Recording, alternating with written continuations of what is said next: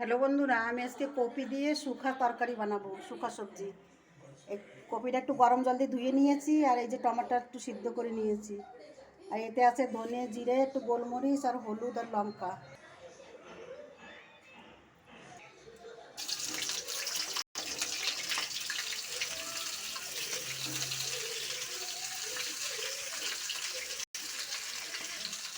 কপিটা ভাজা ভাজা করে নেবো একটু লাল লাল করে।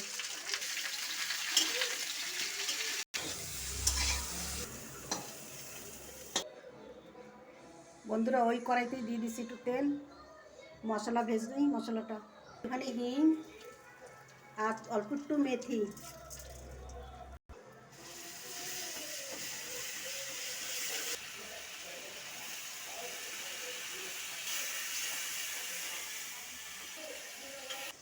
এক চামচ লবণ আগে একটুখানি দিয়েছিলাম ভাজার সময়।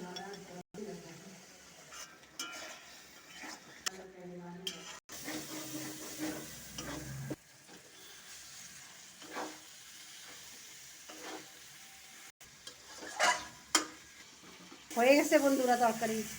শুকনো চিনি দিয়েছিলাম, আপনাদের বলতে ভুলে গেছি। হ্যালো বন্ধুরা, এই যে বেনে গেছে আলু কপি শুকা তরকারি। এমনি বানিয়ে খেয়ে দেখবেন বন্ধুরা, যদি ভালো লাগে তো একটা লাইক করবেন, শেয়ার করবেন।